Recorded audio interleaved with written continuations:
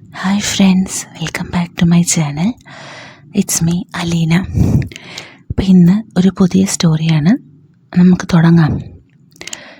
കോട്ടുവായും വിട്ട് സിറ്റ് ഔട്ടിന് വെളിയിൽ ഇളവെയിലിൽ നിന്ന് വെറുതെ റോഡിനപ്പുറത്തെ അയൽവക്കത്തെ ആളൊഴിഞ്ഞ വീട്ടിലേക്ക് നോക്കിയപ്പോൾ ഞാൻ അത്ഭുതപ്പെട്ടുപോയി.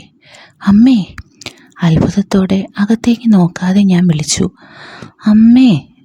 അമ്മയിൽ നിന്നും പ്രതികരണമൊന്നും കാണാതെ വന്നപ്പോൾ ഞാൻ വീണ്ടും ആദ്യത്തെക്കാൾ ശബ്ദത്തിൽ വിളിച്ചു, എന്നാടാ, ഇങ്ങ് വന്നേ. എടാ, എനിക്കിവിടെ 100 കൂട്ടം പണിയുണ്ട്. എന്നാ കാര്യം? ഇങ്ങ് വന്നേ അമ്മേ. ഞാൻ വീണ്ടും ഒച്ചയിട്ടു. ദോശ ചുടുകയായിരിക്കണം. വന്നത് കയ്യിൽ ചട്ടുകവുമായാണ്. എന്നാ? ഞാൻ നോക്കുന്നിടത്തേക്ക് നോക്കിക്കൊണ്ട് അമ്മ ചോദിച്ചു. അവിടെ പുതിയ താമസക്കാരെത്തിയല്ലോ. അമ്മയും അങ്ങോട്ട് നോക്കി. ആ ശാരദ ചേച്ചിയെപ്പോലെ ആരെങ്കിലും ആയിരുന്നേൽ മതിയായിരുന്നു. അങ്ങോട്ട് നോക്കി അമ്മ നെടുവീർപ്പിട്ടുകൊണ്ട് പറഞ്ഞു, ഇടയ്ക്കൊക്കെ മിണ്ടിയും പറഞ്ഞുമൊക്കെ ഇരിക്കായിരുന്നു. മുൻവശത്തെ കതക് തുറന്നു കിടക്കുന്നുണ്ട്. അകത്ത് ആരോ ഉണ്ടെന്ന് വ്യക്തം.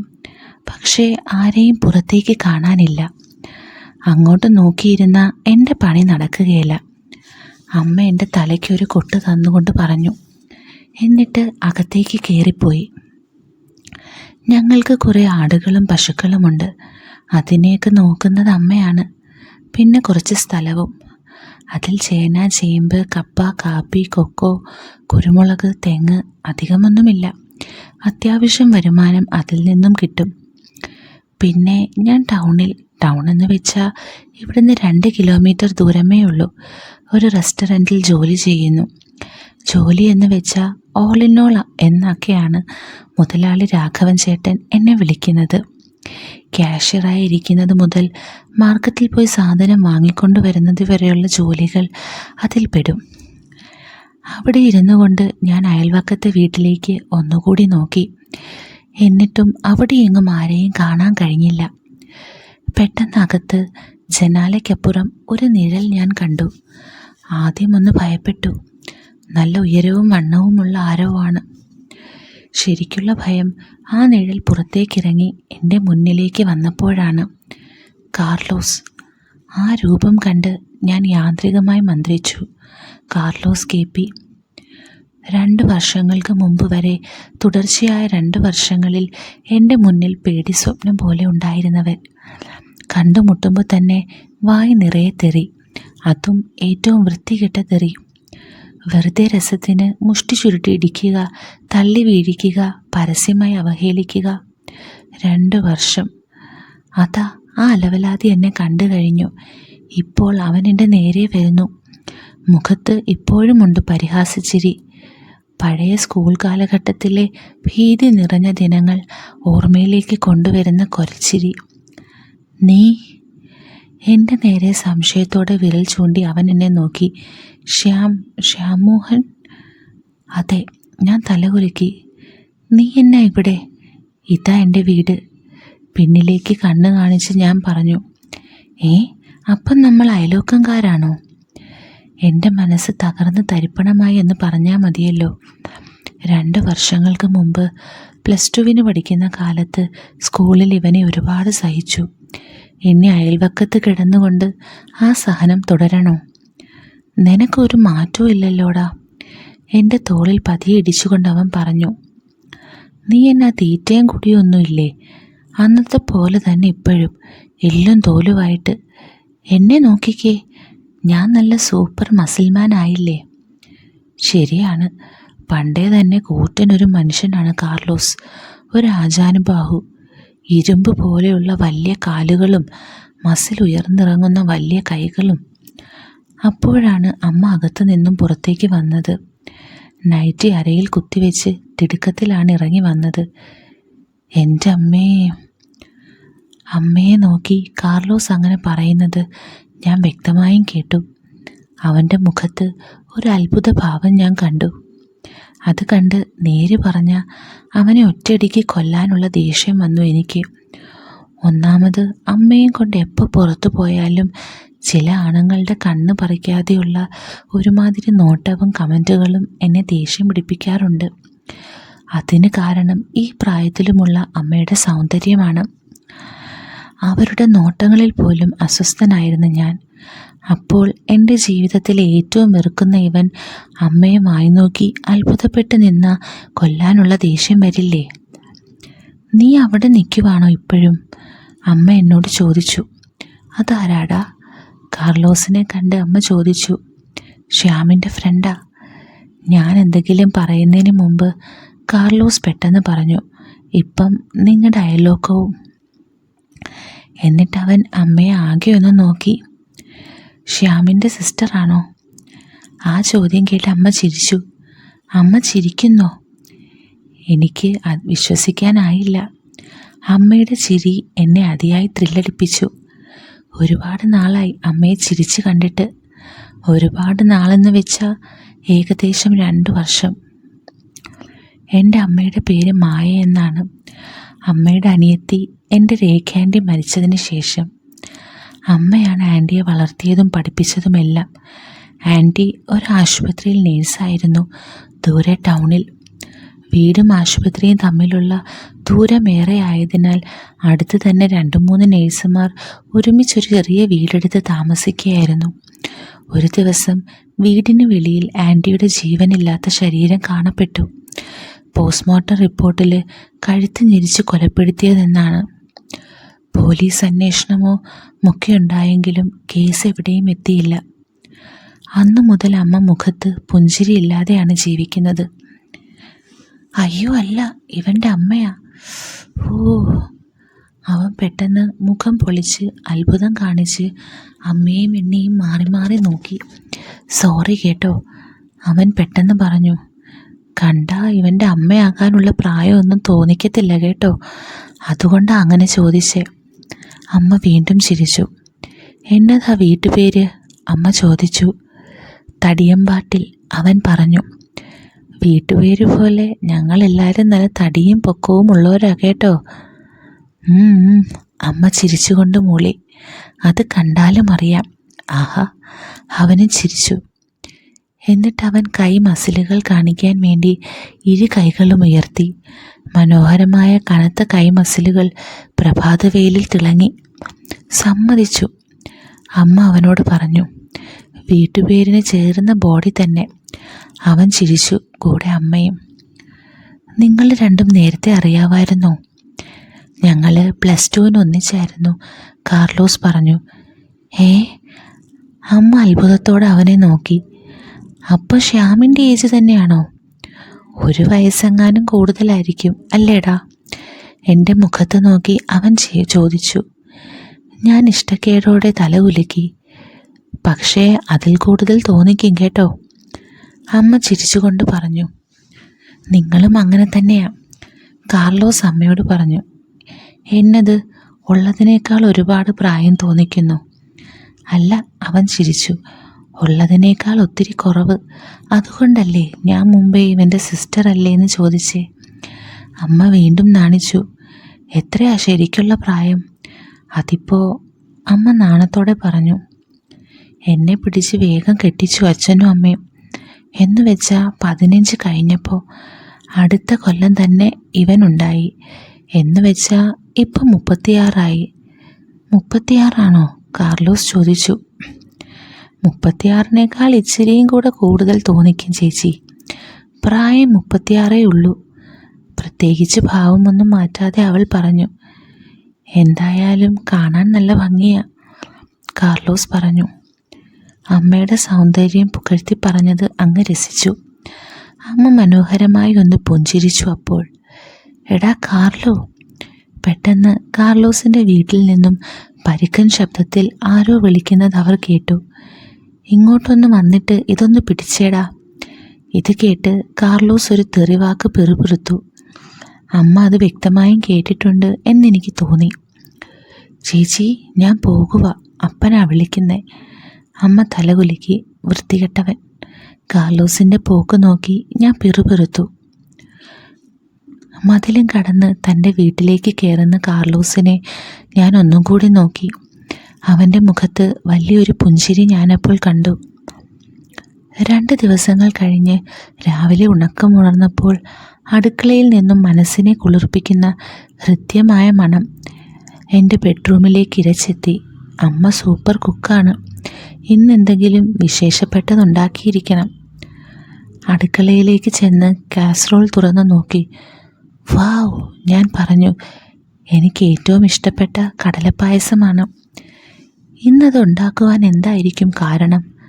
എനിക്ക് മനസ്സിലായില്ല. എന്തായാലെന്താ, കഴിച്ചാൽ പോരെ. ഞാൻ ഉള്ളുള്ള ഒരു പാത്രമെടുത്ത് കാസറോളിൽ നിന്ന് അല്പം അതിലേക്കെടുത്തു. നീ എന്നാ പണിയായി കാണിക്കുന്നേ? അടുക്കളയിലേക്ക് വന്ന് ഇഷ്ടപ്പെടാത്ത സ്വരത്തിൽ അമ്മ ചോദിച്ചു. അതേന്നെടുക്കല്ലേ, അപ്പുറത്ത് കലത്തിലുണ്ട്, അതീന്നെടുക്ക്. അപ്പം ഇതാർക്കാ?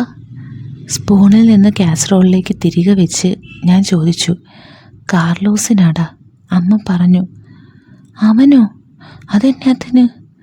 എടാ, കുറേ നാളുകൂടി തൊട്ട അയൽവക്കത്ത് ആളെത്തിയതല്ലേ. അത് ശരി, അല്പം ദേഷ്യത്തോടെ ഞാൻ ചോദിച്ചു. അപ്പം 2 കൊല്ലം മുമ്പല്ലേ സാലി ചേച്ചിയും ഫാമിലിയും അയലോക്കമായിട്ട് വന്നത്? അവർക്കൊന്നും കൊടുത്തില്ലല്ലോ. വീടിൻ്റെ പടിഞ്ഞാറ് ഭാഗത്തേക്ക് നോക്കി ഞാൻ ചോദിച്ചു. അവളെപ്പോലെയാണോ കാർലോസ്? അമ്മ പുഞ്ചിരിച്ചു. എന്നാ സ്നേഹവും സഹകരണവുമുള്ള ചെറുക്കനാ. ഒന്നുമല്ലേലും നിൻ്റെ ക്ലാസ്മേറ്റ് അല്ലേ. വന്നപ്പം തൊട്ട് ഓരോരോ കുഞ്ഞു ഹെൽപ്പൊക്കെ അവൻ ചെയ്യുന്നുണ്ട്. സ്നേഹവും സഹകരണവും. അമ്മ കേൾക്കാതെ ഞാൻ പിറുപിറുത്തു. എന്നെ എന്തോരം ഉപദ്രവിച്ചവനാ. എന്നിട്ടാണ്. ബ്രേക്ക്ഫാസ്റ്റ് കഴിഞ്ഞ് ഉണ്ടാക്കിയ പായസം കാർലോസിന് കൊടുക്കാൻ ഞങ്ങൾ പുറത്തേക്കിറങ്ങി. സാധാരണ അയൽവക്കത്ത് പോകുമ്പോൾ അമ്മ പ്രത്യേകിച്ച് ഒരുക്കമൊന്നും നടത്താറില്ല. ഇന്ന് പക്ഷേ പുതുതായി വാങ്ങിയ വെളുപ്പിൽ ചുവന്ന ലംബ ലൈനുകളുള്ള നൈറ്റിയാണ് ഇട്ടിരിക്കുന്നത്. മുഖത്തല്പം മേക്കപ്പ് ഇടാൻ മറന്നില്ല. അവരുടെ മുറ്റത്തേക്ക് കയറിയപ്പോൾ തന്നെ അകത്തു നിന്നും ഉച്ചത്തിൽ ഏതോ അടിച്ചുപൊളി ഹിന്ദി സിനിമാ പാട്ട് കേട്ടു. വീടിനോടടുത്തപ്പോൾ തെക്കേ വശത്തെ മുറ്റത്ത് നിന്ന് കാര്യമായ വ്യായാമത്തിലാണ് അവനെന്ന് കണ്ടു. നിലത്ത് കിടന്നുകൊണ്ട് അബ്ഡോമിനൽ എക്സസൈസ് ചെയ്യുകയാണ്. അമ്മ അങ്ങോട്ട് അല്പസമയം നോക്കി നിൽക്കുന്നത് ഞാൻ കണ്ടു. ഇവൻ ഭയങ്കര വ്യായാമത്തിലെ അമ്മേ, ഞാൻ നിരുന്മേഷത്തോടെ പറഞ്ഞു. ആ പായസം അടങ്ങാനും വെച്ചേച്ച് നമുക്ക് പോവാം. അങ്ങനെ അങ്ങ് പോയാൽ ശരിയാകുമോടാ? അമ്മ ചോദിച്ചു. നമ്മൾ വന്നത് കാർലോസ് കണ്ടില്ലല്ലോ, അതല്ലേ? ഞാൻ എന്തോ പിറുപിറുത്തുകൊണ്ട് വീടിന് നേരെ നോക്കി. അമ്മ അത് കേട്ടെങ്കിലും കാര്യമാക്കിയില്ല. പെട്ടെന്ന് അവൻ ഞങ്ങളെ കണ്ടു. നിലത്ത് വിരിച്ച മാറ്റിൽ നിന്നും അവൻ സന്തോഷത്തോടെ ചാടി എഴുന്നേറ്റു. അല്ല, ആരാ ഇത്? അവൻ അത്ഭുതത്തോടെ ചിരിച്ചുകൊണ്ട് ഞങ്ങളുടെ അടുത്തേക്ക് വന്നു. എന്നിട്ട് സമീപത്തിരുന്ന മൊബൈൽ ഓഫ് ചെയ്തു. ഭയങ്കര ഒച്ചയായിരുന്നു അല്ലേ? മൊബൈൽ ഓഫ് ചെയ്തുകൊണ്ട് അവൻ പറഞ്ഞു. വർക്കൗട്ട് ചെയ്യുമ്പം പാട്ടില്ലാതെ എനിക്ക് പറ്റില്ലതാ. അതുകൊണ്ട് നിങ്ങൾ വന്നത് കണ്ടുമില്ല. ഓ, അത് സാരമില്ല, അമ്മ പറഞ്ഞു. പാട്ടല്ലേ, അതാർക്കാ ഇഷ്ടമല്ലാത്തേ? എന്നാലും ഇങ്ങനത്തെ ഡപ്പാങ്കൂത്ത് സ്റ്റൈൽ പാട്ടൊന്നും ചേച്ചിക്ക് ഇഷ്ടപ്പെടാൻ ചാൻസ് ഇല്ല. പിന്നെ ഇങ്ങനത്തെ പാട്ടൊക്കെ ഇട്ട് ചെറുപ്പത്തിൽ ഞാനൊക്കെ ഡാൻസ് വരെ കളിച്ചിട്ടുണ്ട്. അയ്യോ, ചേച്ചി ഡാൻസൊക്കെ കളിച്ചിട്ടുണ്ടോ? അവൻ അത്ഭുതഭാവം കാണിച്ചുകൊണ്ട് ചോദിച്ചു. അതൊന്ന് കാണാൻ ഇനി എന്നാ മാർഗം? ജസ്റ്റ് കളിച്ചിട്ടുണ്ടെന്നേ ഉള്ളൂ, വലുതായിട്ടൊന്നുമില്ല, അമ്മ എളിമ കാണിച്ചുകൊണ്ട് പറഞ്ഞു. ചെറുതായാലും വലുതായാലും കളി കളി തന്നെയല്ലേ. ഡാൻസ് ഒരു കലയല്ലേ? അമ്മയുടെ കണ്ണിൽ നോക്കി അവൻ ചോദിച്ചു. പിന്നെ എൻ്റെ നേരെ തിരിഞ്ഞു. അല്ലേടാ? അവൻ എന്നോട് ചോദിച്ചു. ഞാനൊരു വളിച്ച ചിരി പാസ്സാക്കി. അവൻ്റെ ഊള കോമഡി. പിന്നെ അവൻ അമ്മയെ നോക്കി പുഞ്ചിരിച്ചു. അമ്മയും പ്രത്യേകിച്ചൊരു ഭാവവും കൂടാതെ അവനെ നോക്കി പുഞ്ചിരിച്ചു. ആ, അത് പോട്ടെ. പെട്ടെന്ന് ഓർമ്മിച്ച അമ്മ പറഞ്ഞു. ഇതിവിടെ തരാൻ വന്നതാ ഞാൻ. അവൻ്റെ നേരെ അടുത്ത് കയ്യിലിരുന്ന കാസറോൾ കാർലോസിന് നൽകിക്കൊണ്ട് അമ്മ പറഞ്ഞു. ഞങ്ങൾ എന്നതിന് പകരം ഞാൻ എന്നുപയോഗിച്ചതിൽ എനിക്കല്പം ഈർഷ്യ തോന്നി. ഓ, താങ്ക് യു അവൻ ഉച്ചത്തിൽ ചിരിച്ചുകൊണ്ട് അമ്മയെ നോക്കി പറഞ്ഞു. എന്നിട്ട് കാസറോൾ വാങ്ങാൻ കൈനീട്ടി. അമ്മ അത് അവൻ്റെ കയ്യിലേക്ക് വെച്ച് കൊടുക്കുമ്പോൾ പരസ്പരം ഒരു ചിരി പാസ്സാക്കുന്നത് ഞാൻ കണ്ടു. പുതിയ അയൽവക്കംകാരെ അങ്ങനെ ഔദ്യോഗികമായി വെൽക്കം ചെയ്തു. പ്രസംഗ ഭാഷയിൽ അമ്മ ഉച്ചത്തിൽ ചിരിച്ചുകൊണ്ട് പറഞ്ഞു, എന്നാ ഇനി പോകാം അമ്മേ. ഞാൻ തിരക്ക് കൂട്ടി. അതെന്നാടാ ഉവേ? കാർലോസ് എന്നോട് ചോദിച്ചു. നിങ്ങൾ ആദ്യം വരുന്നതല്ലേ എൻ്റെ വീട്ടിൽ, അപ്പോൾ ചുമ്മാ അങ്ങനെ ഇടിപിടിയിന്ന് പോകാനൊക്കുവോ? അത് കൊള്ളാം, വാ ചേച്ചി. അവൻ ഞങ്ങളെ അകത്തേക്ക് ക്ഷണിച്ചു. അമ്മ അകത്തേക്ക് കയറി. മടിച്ചാണെങ്കിലും ഞാനും പിന്നാലെ ചെന്നു.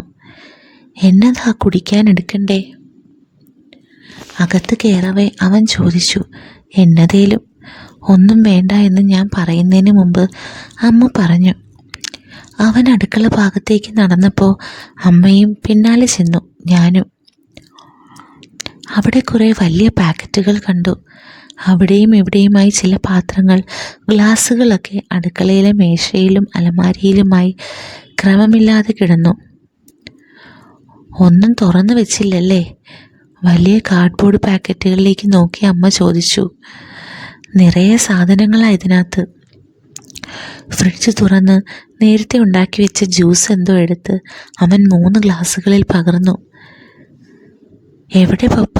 അമ്മ ചോദിച്ചു. അവൻ അച്ഛൻ മാത്രമേ ഉള്ളൂവെന്ന് അമ്മയോട് നേരത്തെ പറഞ്ഞിരുന്നു. അമ്മ 4 വർഷങ്ങൾക്ക് മുമ്പ് മരിച്ചുപോയി. ഒറ്റ മോനാണ് കാർലോസ്. ടൗണിൽ കശാപ്പ് കട നടത്തുകയാണ് അവൻ്റെ അച്ഛൻ നിക്കോളാസ്. ഇന്ന് ഞായറല്ലേ? അവൻ പറഞ്ഞു. കശാപ്പ് കടയിൽ ഏറ്റവും കൂടുതൽ ആൾ കയറുന്ന ഡേയാ സൺഡേ. അതുകൊണ്ട് പപ്പ വെളുപ്പിനെ പോയി. പപ്പയെ സഹായിക്കാനൊന്നും പോണ്ടേ? അമ്മ അവനോട് ചോദിച്ചു. ഉച്ച കഴിഞ്ഞ് എൻ്റെ ടേണാ. ചേച്ചിയുടെ ഹസ്ബൻഡ് എപ്പോഴാണ് വരുന്നത് ഇനി? ട്രാൻസ്പോർട്ട് ബസ് കണ്ടക്ടറാണ് എൻ്റെ അച്ഛനെന്ന് അമ്മ അവനോട് പറഞ്ഞിരിക്കണം എന്ന് ഞാൻ അനുമാനിച്ചു. നാളെ 8 മണിയാകുമ്പോൾ വരും, അമ്മ പറഞ്ഞു. ചേട്ടൻ വന്നു കഴിഞ്ഞാൽ പിന്നെ ചേച്ചിക്ക് ഇങ്ങോട്ട് ഇറങ്ങാനുള്ള ടൈമൊന്നും കിട്ടത്തില്ലായിരിക്കുമല്ലേ? ആവശ്യമുണ്ടെങ്കിൽ എന്തിനാ ഇറങ്ങാതെ ഇരിക്കുന്നേ? അമ്മ ചോദിച്ചു. ആവശ്യമുണ്ടാവുമോ? അവൻ ചോദിച്ചു. ഇതുപോലെയൊക്കെ ഉണ്ടാവില്ലേ? അമ്മ ചിരിച്ചു ചോദിച്ചു. പോയാലോ അമ്മേ? അവസാനം ക്ഷമ നശിച്ച് ഞാൻ ചോദിച്ചു. എന്നാടാ ഇത്? അമ്മ ഇഷ്ടപ്പെടാതെ എന്നെ നോക്കി. വർത്താനം പറയുന്നത് കാണുന്നില്ലേ നീ? അത്ര തിരക്കാണേ നീ പോ. ഞാൻ പോകാൻ വേണ്ടി തിരിഞ്ഞു. നിലത്ത് കിടന്ന വെള്ളം കണ്ടില്ല. ഞാൻ തെന്നി വീഴാൻ തുടങ്ങി. ഹേ! കാർലോസ് എന്നെ ചാടി പിടിച്ചു. നിലത്ത് നോക്കി നടക്കുകയില്ല, അമ്മ എന്നെ വഴക്കായി പറഞ്ഞു. കാർലോസ് എന്നെ പിടിച്ച് നേരെ നിർത്തി. എൻ്റെ കയ്യിൽ അവൻ വേദനിപ്പിക്കുന്നത് പോലെ ഒന്ന് ഞെക്കിയിട്ട് എൻ്റെ കണ്ണുകളിലേക്ക് നോക്കി. എന്നാടാ നിനക്കിത്ര തിരക്ക്? ചോദ്യത്തോടൊപ്പം വീണ്ടും എൻ്റെ കയ്യിൽ പിടിച്ച് വേദനിപ്പിച്ച് ഞെരിച്ചു. കള്ളപ്പന്നി. അച്ഛൻ അങ്ങനെയാണ്. ഉറക്കെ ചിരിക്കും, ഉറക്കെ വർത്താനം പറയും.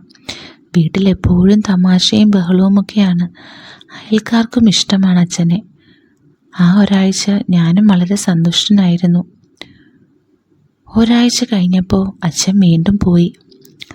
അമ്മ കാർലോസിനെ പറ്റിയോ അവൻ്റെ വീട്ടിൽ പോയതിനെ പറ്റിയോ അവന് പായസം ഉണ്ടാക്കി കൊടുത്തതിനെ പറ്റിയോ ഒന്നും അച്ഛനോട് പറഞ്ഞില്ല.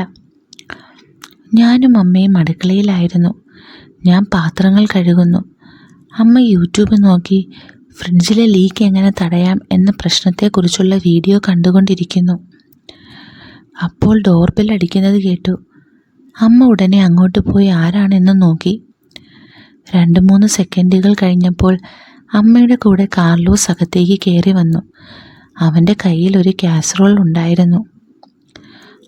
അതൊന്നും വേണ്ടായിരുന്നു കാർലോസ്, അമ്മ അവനോട് പറഞ്ഞു. നിങ്ങളുടെ പായസത്തിൻ്റെ അത്രയും ടേസ്റ്റ് ഒന്നും കാണത്തില്ല, എന്നാലും ഞാൻ ഉണ്ടാക്കിയതല്ലേ, ഒന്ന് തിന്നു നോക്കിക്കേ, അവൻ അതിവിനയം കാണിച്ചുകൊണ്ട് പറഞ്ഞു.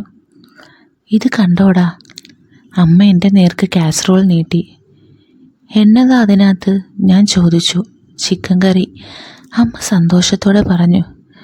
നിങ്ങൾ ഉണ്ടാക്കുന്നത്രേ ഒന്നും ഒക്കുകയില്ല കേട്ടോ.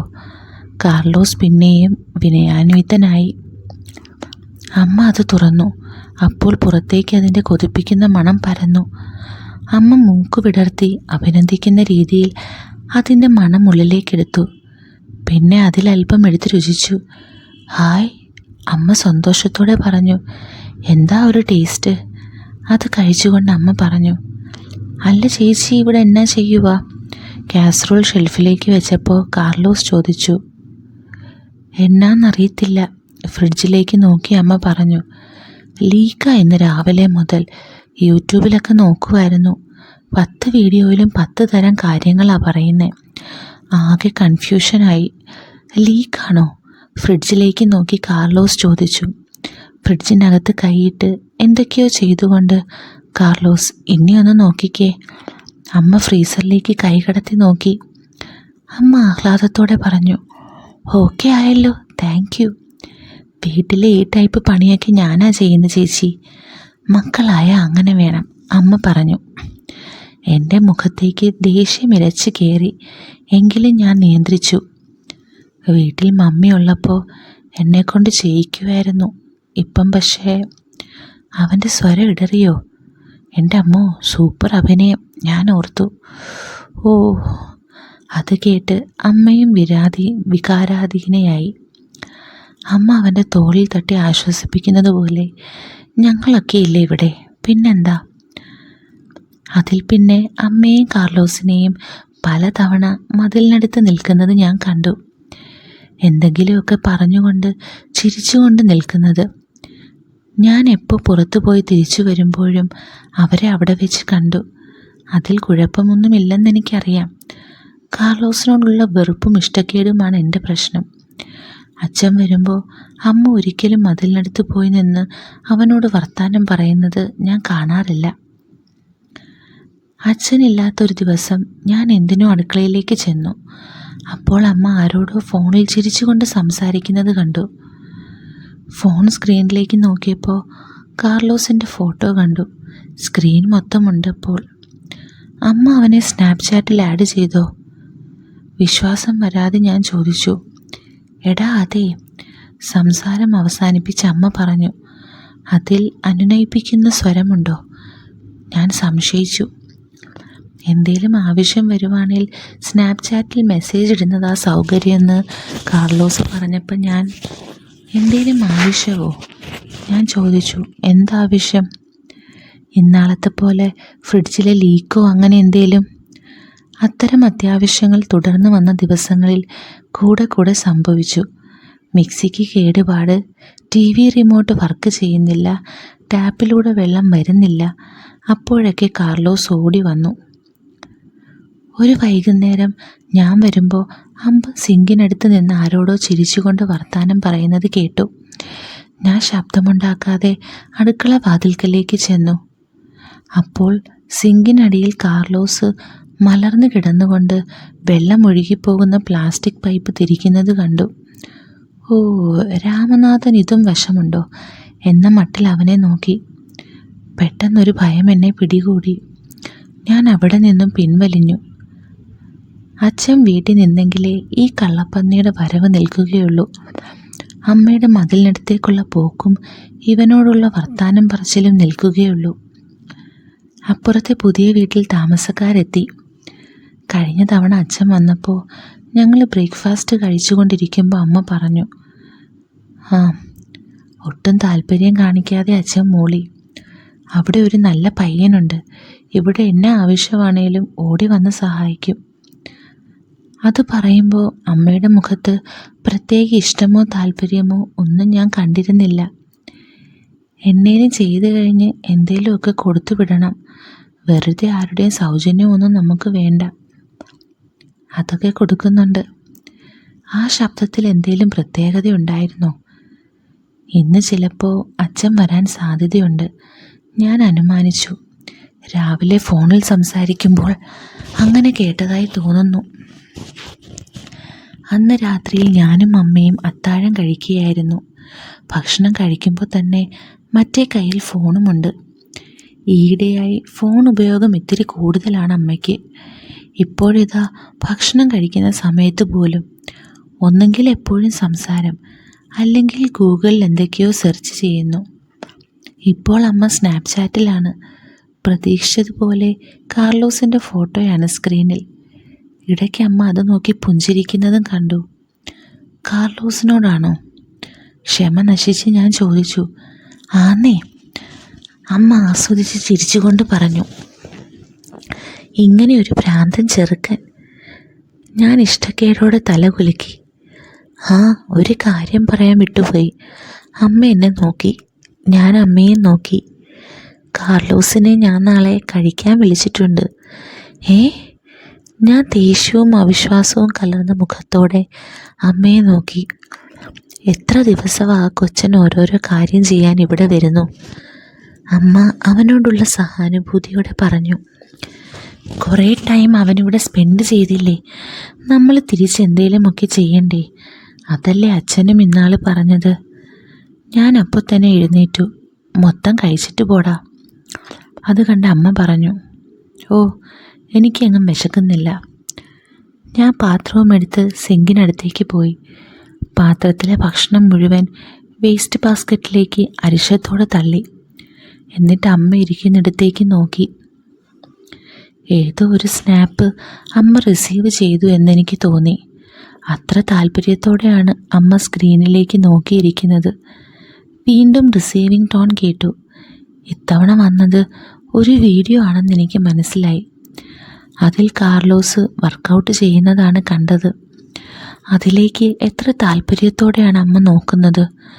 എനിക്ക് ദേഷ്യവും അത്ഭുതവും ഒരുമിച്ച് വന്നു.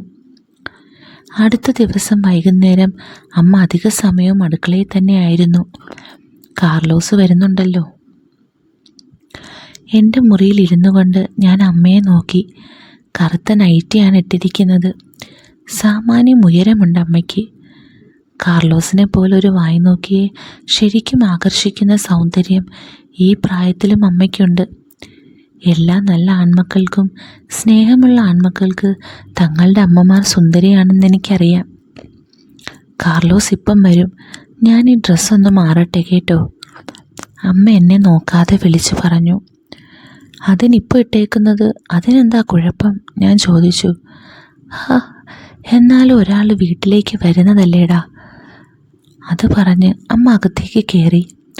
അല്പം കഴിഞ്ഞിറങ്ങി വന്നപ്പോൾ ഞാൻ ശരിക്കും അത്ഭുതപ്പെട്ടു. അമ്മ പിന്നീടൊരു ചടങ്ങിനിടാൻ മാറ്റിവെച്ച പുതിയ ചുവന്ന ചുരിദാർ. വില കൂടിയ തുണിയായിരുന്നു. അച്ഛനെ കൊണ്ട് അത് വാങ്ങിപ്പിച്ച് തയ്ച്ചു വെച്ചിരുന്നതാണ്. ചിറ്റയുടെ മോളുടെ കല്യാണം ഉടനെ വരുന്നുണ്ട്. അതിൻ്റെ പാർട്ടിക്ക് തിളങ്ങാൻ വേണ്ടി വാങ്ങി തയ്പ്പിച്ച ആ ചുരിദാറാണ് അമ്മ ഇപ്പോൾ ഇട്ടിരിക്കുന്നത്. എങ്ങനെയുണ്ടടാ?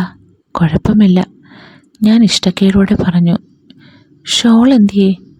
ഓ, പുറത്തൊന്നും പോകുന്നില്ലല്ലോ, പിന്നെന്തിനാ ഷോൾ? അതമ്മേ, അവൻ വരുന്നില്ലേ? അതിനെന്താ? അമ്മ ചിരിച്ചു. അതെ, എന്നാലും. ഞാൻ വീണ്ടും സംശയിച്ച് അമ്മയെ നോക്കി. നിനക്ക് എന്തേലും മോശമായി തോന്നുന്നുണ്ടോ? അമ്മ ചോദിച്ചു. ഞാൻ അമ്മയുടെ മോനല്ലേ, എനിക്കെന്ത് തോന്നാൻ? അപ്പോൾ കാർലോസിനും ഒന്നും തോന്നില്ല, അവന് നിൻ്റെ പ്രായമേ ഉള്ളൂ. അത് പറഞ്ഞ് അമ്മ എൻ്റെ കവിളിലൊന്ന് തലോടി. അപ്പോഴേക്കും ഡോർബെൽ അടിക്കുന്ന ശബ്ദം കേട്ടു. അമ്മ അങ്ങോട്ട് പോയി.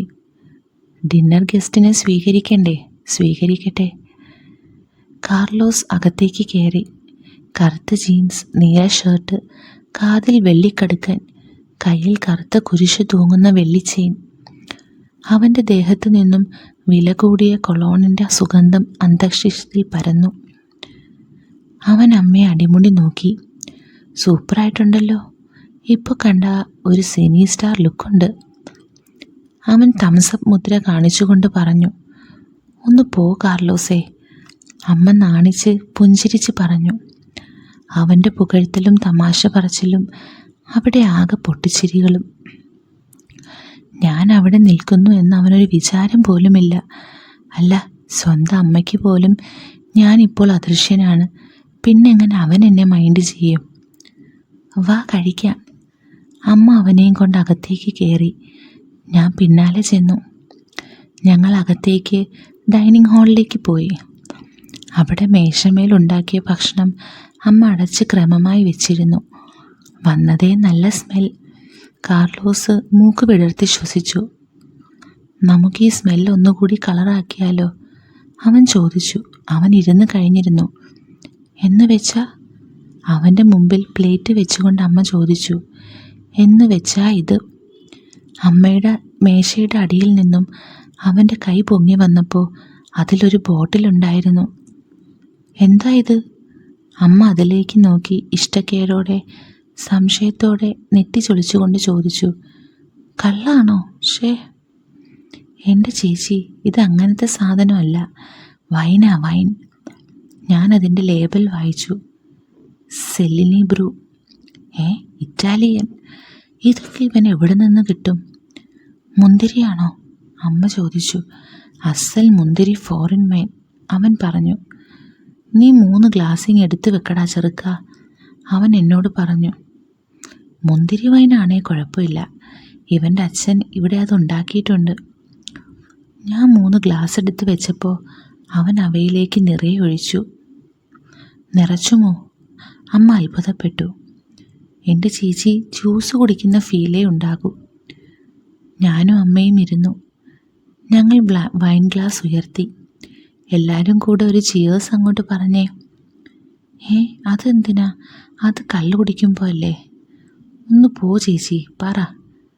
ചിയേഴ്സ്, ഞങ്ങൾ 3 പേരും പറഞ്ഞു. എന്തായാലും പെട്ടെന്ന് തന്നെ വൈൻ എൻ്റെ തലയ്ക്ക് പിടിച്ചു എന്ന് തോന്നുന്നു. ഞാൻ അവരോടൊപ്പം കഴിക്കാൻ തുടങ്ങി. കഴിക്കുന്നതിനിടയിൽ കാർലോസ് 2ാമതും ഗ്ലാസ് നിറച്ചു. ആദ്യത്തെ ഗ്ലാസ് മുഴുമിക്കുന്നതിൽ ആദ്യം വൈമുഖ്യം കാണിച്ച അമ്മ ഉടനെ തന്നെ 2ാമത്തെ ഗ്ലാസ് എടുത്ത് ഉയർത്തി. ഞാൻ പെട്ടെന്ന് തന്നെ 2ാമത്തെ ഗ്ലാസും തീർത്തു. ഒന്ന് പതുക്കെ, അമ്മ ശാസനയോടെ പറഞ്ഞു. വൈനാണെന്നും വെച്ച് അങ്ങനെ മടമടാന്ന് കുടിക്കരുത്. ഒരു എക്സ്പേർട്ട്. ഞാൻ നിശബ്ദമായി പല്ലിറുമി. അമ്മയും കാർലോസും ഭക്ഷണത്തിനിടയിൽ തുടർച്ചയായി സംസാരിച്ചു കൊണ്ടിരുന്നു. അങ്ങോട്ടും ഇങ്ങോട്ടും നോക്കി പുഞ്ചിരി, ഇടയ്ക്ക് പൊട്ടിച്ചിരി. അവർ എന്തൊക്കെയാണ് സംസാരിക്കുന്നതെന്ന് എനിക്ക് മനസ്സിലായില്ല. ഞാൻ അവിടെ ഇരിക്കുന്നു എന്ന തോന്നൽ പോലും അവർക്കില്ല എന്നെനിക്ക് തോന്നി. 2 ഗ്ലാസ് വൈൻ അകത്ത് ചെന്നതിൻ്റെ ലഹരി എന്നെ ശരിക്കും പിടികൂടിയെന്ന് തോന്നുന്നു. എൻ്റെ കണ്ണുകൾ അടഞ്ഞുപോയി. അല്പനേരം ഞാൻ കണ്ണുകൾ അടച്ചു തന്നെ ഇരുന്നു. അത് കഴിഞ്ഞ് തുറന്നപ്പോൾ ഞാനത് കണ്ടു. അമ്മയുടെയും കാർലോസിൻ്റെയും പെരുമാറ്റങ്ങൾ കണ്ട് ഞാൻ സ്വയം ചോദിച്ചു, എന്താ ഇതിൻ്റെയൊക്കെ അർത്ഥം? കാർലോസിനെ പോലെ ഒരുവനുമായി അമ്മ ഒരിക്കൽ പോലും ഒരു വേണ്ടാത്ത രീതിയിലുള്ള ബന്ധം സ്ഥാപിക്കുകയില്ല എന്നെനിക്ക് ഉറപ്പായിരുന്നു. അച്ഛൻ ദൂരെ ജോലി ചെയ്യുന്ന സാഹചര്യം മുതലെടുത്ത് എത്ര ആളുകൾ ഒളിഞ്ഞും തെളിഞ്ഞും അമ്മയെ സമീപിച്ചിരിക്കുന്നു. എത്ര ആളുകളെ അമ്മ ആട്ടിയിറക്കിയിരിക്കുന്നു. സുന്ദരന്മാർ, പണക്കാർ, നാട്ടിൽ നിലയും വിലയുമുള്ളവർ. അവരോടൊന്നും തോന്നാത്ത, കാണിക്കാത്ത എന്ത് താല്പര്യമാണ് അമ്മയ്ക്ക് ഇവനോട്? ആ ആഴ്ച അച്ഛൻ വന്നപ്പോൾ മതിലിനടുത്ത് വെച്ചുള്ള അവരുടെ ചിരിയും വർത്തമാനവും സ്നാപ്ചാറ്റും ഒക്കെ നിന്നു. ഇടയ്ക്ക് മതിലിനടുത്ത് അവനെ കണ്ടപ്പോൾ 1 or 2 പ്രാവശ്യം അമ്മ അവനെ നോക്കി ഒന്ന് പുഞ്ചിരിച്ചതേയുള്ളൂ. അച്ഛൻ പോയി കഴിഞ്ഞപ്പോൾ അവർ പഴയതുപോലെ സംസാരവും ചിരിയുമൊക്കെ വീണ്ടും തുടങ്ങും. ഭക്ഷണത്തിനുള്ള ക്ഷണം അമ്മയുടെ ഭാഗത്തു നിന്നും ഉണ്ടാവും എന്നൊക്കെ ഞാൻ വിചാരിച്ചു. എന്നാൽ എന്തുകൊണ്ടോ അത്തരം കാര്യങ്ങളൊന്നും തന്നെ അവരുടെ ഭാഗത്തു നിന്നും ഉണ്ടായില്ല. ചിലപ്പോൾ അമ്മയ്ക്ക് പശ്ചാത്താപമുണ്ടായി കാണും. അല്ലെങ്കിൽ കാർലോസ് പ്രതീക്ഷിച്ചതുപോലെ അമ്മ അവന് വീഴുന്നൊരു പെണ്ണല്ല എന്നവന് മനസ്സിലായി കാണും. അതെനിക്ക് തന്ന ആശ്വാസം ചില്ലറയൊന്നും ആയിരുന്നില്ല. എന്നാ അമ്മേ, ഈയിടെയായി അവനെ ഇങ്ങോട്ടൊന്നും കാണുന്നില്ലല്ലോ? ഞാൻ വളരെ സൂക്ഷിച്ച് അമ്മയോട് ഒരു ദിവസം രാവിലെ ചോദിച്ചു. ഇപ്പം അങ്ങനെ മിണ്ടാട്ടമൊന്നുമില്ലടാ, അമ്മ പറഞ്ഞു. അതിൽ നിരാശയുടെ ഒരു സ്പർശമുണ്ടായിരുന്നോ? ഞാൻ സംശയിച്ചു. 1-2 ദിവസങ്ങൾക്ക് ശേഷം ഞാൻ അമ്മയും കൊണ്ട് ബൈക്കിൽ മാർക്കറ്റിൽ നിന്നും വരികയായിരുന്നു. വീടിനടുത്തെത്തിയപ്പോൾ കാർലോസിൻ്റെ വീടിൻ്റെ മുറ്റത്ത് ഒരു പെണ്ണ് നിൽക്കുന്നത് ഞങ്ങൾ കണ്ടു. അവൾക്ക് അഭിമുഖമായി അവനും എന്തൊക്കെയോ പറയുകയും ചിരിക്കുകയും ചെയ്യുന്നു. ആരാ അമ്മേ അത്? അമ്മ അവളെ നോക്കുന്നത് കണ്ടിട്ട് ഞാൻ ചോദിച്ചു. അറിയത്തില്ലല്ലോടാ, അമ്മ ശബ്ദം വളരെ താഴ്ത്തി പറഞ്ഞു.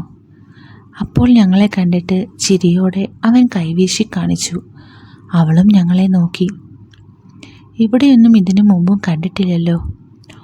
ആരായാലും പെശക് പാർട്ടിയാ, ഞാൻ പറഞ്ഞു. കണ്ടാ അറിയാം. അമ്മ ഒന്നും മിണ്ടിയില്ല. ഒന്ന് നെടുവീർപ്പിടുന്നത് മാത്രം ഞാൻ കേട്ടു. അമ്മയുടെ കണ്ണുകളിൽ അല്പം അസൂയയോ നിരാശയോ അങ്ങനെ എന്തൊക്കെയോ ഞാൻ കണ്ടു. ഞാനും ആശ്വാസത്തോടെ ഒന്ന് നിശ്വസിച്ചു. അവസാനം അമ്മയ്ക്ക് മനസ്സിലായല്ലോ കാർലോസ് എന്ന് പറയുന്നവൻ അത്ര വെടിപ്പൊന്നുമല്ലെന്ന്. അന്ന് വെള്ളിയാഴ്ച കാർലോസിൻ്റെ വീട്ടിലേക്ക് അതുവരെ കാണാത്ത കുറേ ആളുകൾ വരുന്നത് ഞാൻ കണ്ടു. ചിലർ കാറിൽ, ജീപ്പിൽ, ഓട്ടോറിക്ഷയിൽ. അപ്പോൾ ഞാൻ വാഴയ്ക്ക് വെള്ളം നനയ്ക്കുകയായിരുന്നു. ഇവരൊക്കെ ആരാ? അകത്ത് നിലം തുടച്ചുകൊണ്ടിരുന്ന അമ്മയോട് ഞാൻ ചോദിച്ചു. ആർക്കറിയാം? അമ്മയും അങ്ങോട്ട് നോക്കി.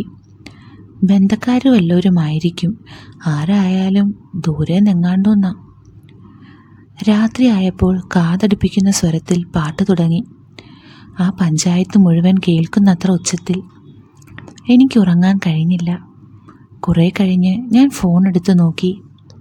1:30 മണി. ഞാൻ പുതപ്പൊക്കെ വലിച്ചു മാറ്റി എഴുന്നേറ്റു. എങ്ങോട്ട് പോകുവാ നീ? അമ്മയുടെ ശബ്ദം കേട്ടു. അമ്മയും ഉറങ്ങിയില്ല എന്ന് ഞാൻ കണ്ടു. ചെന്ന് പറയാൻ പോകുക ഒച്ച കുറയ്ക്കാൻ. നിക്ക്. അമ്മ എന്നെ വിലക്കി.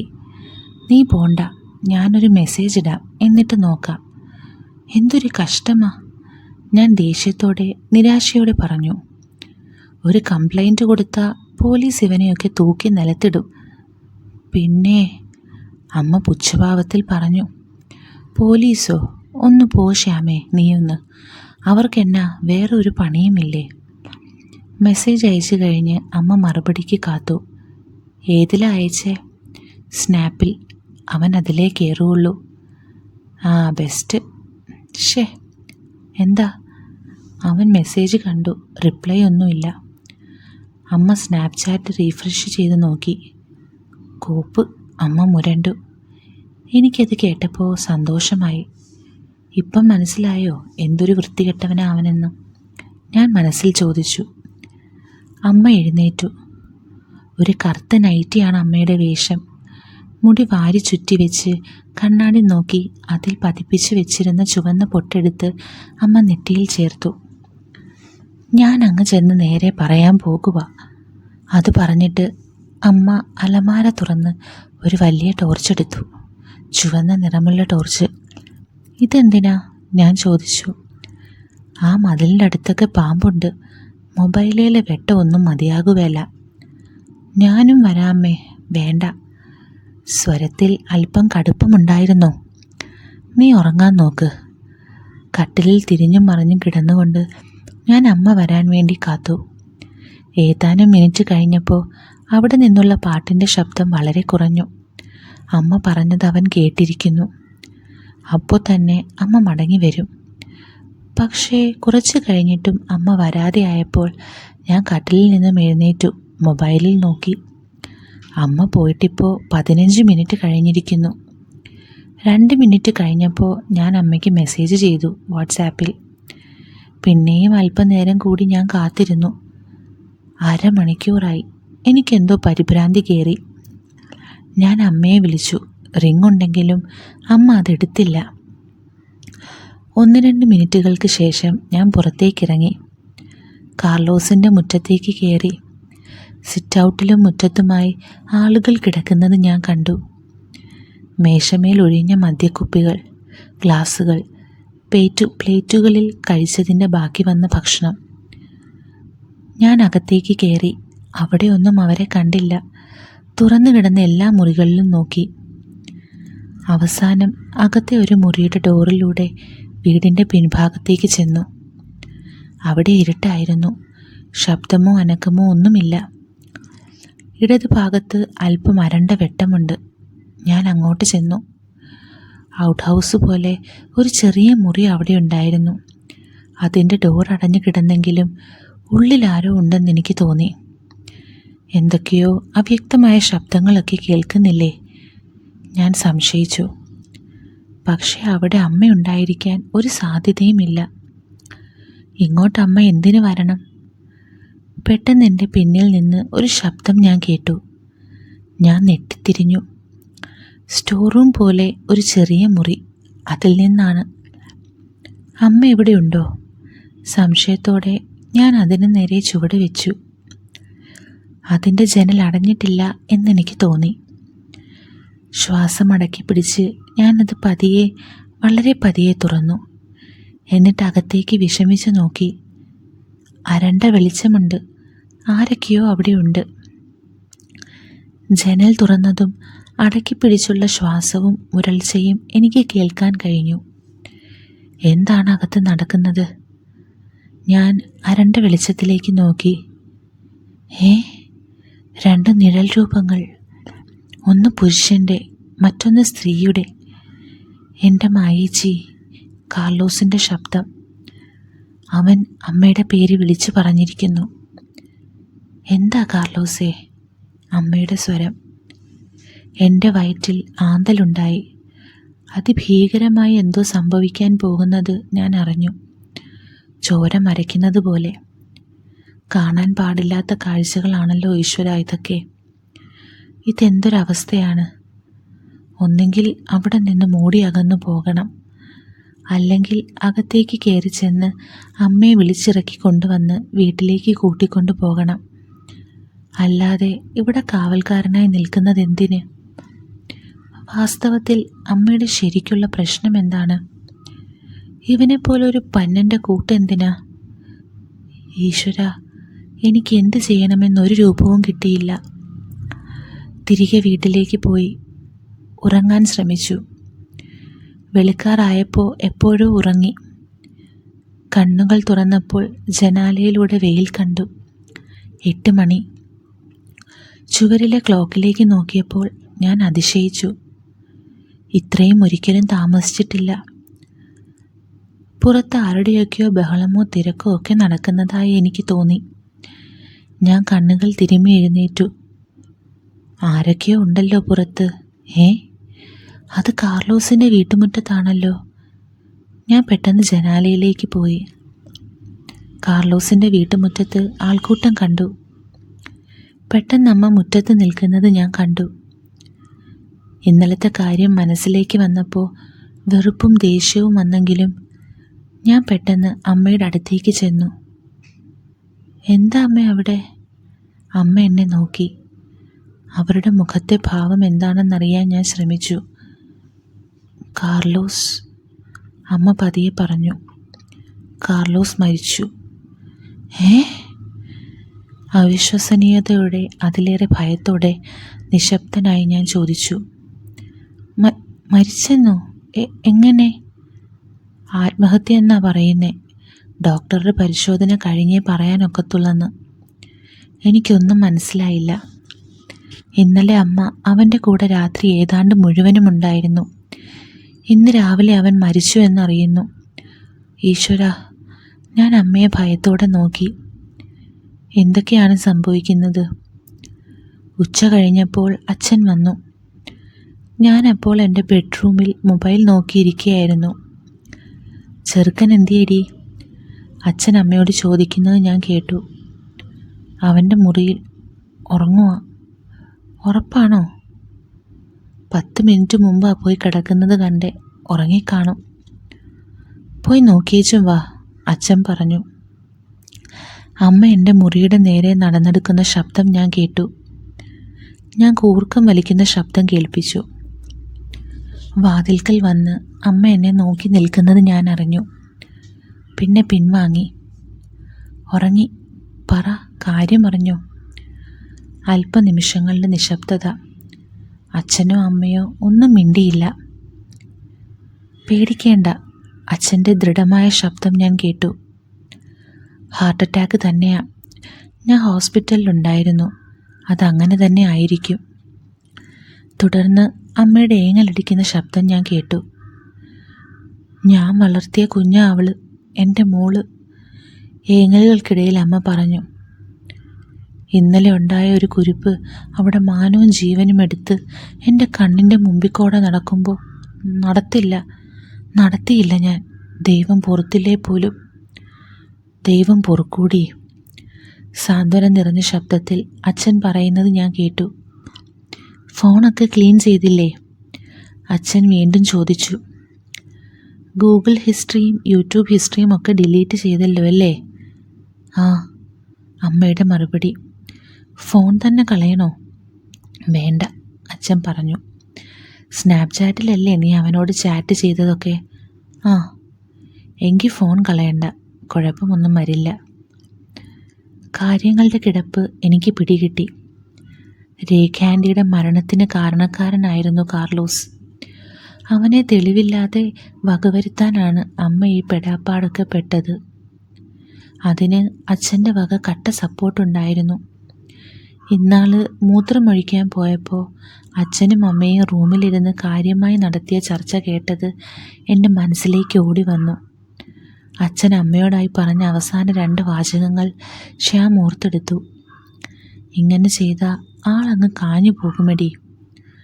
അന്ന് അച്ഛൻ്റെ ആ ഡയലോഗ് കേട്ടപ്പോൾ ഞാൻ സ്വപ്നത്തിൽ പോലും വിചാരിച്ചിരുന്നില്ല ഇതൊന്നും. ഏതോ സിനിമ കണ്ടിട്ട് അമ്മയോട് പറഞ്ഞതാവുമെന്ന് കരുതി. എന്നാലും പോലീസിന് പോലും തെളിയിക്കാൻ പറ്റാഞ്ഞത് അമ്മ എങ്ങനെ കണ്ടുപിടിച്ചു? അതെനിക്കിന്നും ഉത്തരം കിട്ടാത്ത ചോദ്യമായി അവശേഷിക്കുന്നു. ഈ പാർട്ടിൽ തന്നെ ഇൻ ബിറ്റ്വീൻ ഒരു പോർഷൻ ഞാൻ നമ്മുടെ ടെലിഗ്രാം ചാനലിലാണ് ഇട്ടിട്ടുള്ളത്. അപ്പോൾ അതിൻ്റെ ടൈം ലിമിറ്റ് എവിടം തൊട്ടാണെന്നുള്ളതും നമ്മുടെ ചാനലിൻ്റെ ലിങ്കും ഞാൻ കമൻറ്റിൽ ഇട്ടിട്ടുണ്ട്. അപ്പോൾ അതെല്ലാവരും കേൾക്കുക. അപ്പോൾ ഈ സ്റ്റോറി ഇഷ്ടപ്പെട്ടെങ്കിൽ എല്ലാവരും ഒന്ന് സപ്പോർട്ട് ചെയ്യുക, ചാനലൊന്ന് സബ്സ്ക്രൈബ് ചെയ്യുക. With love, Aleena.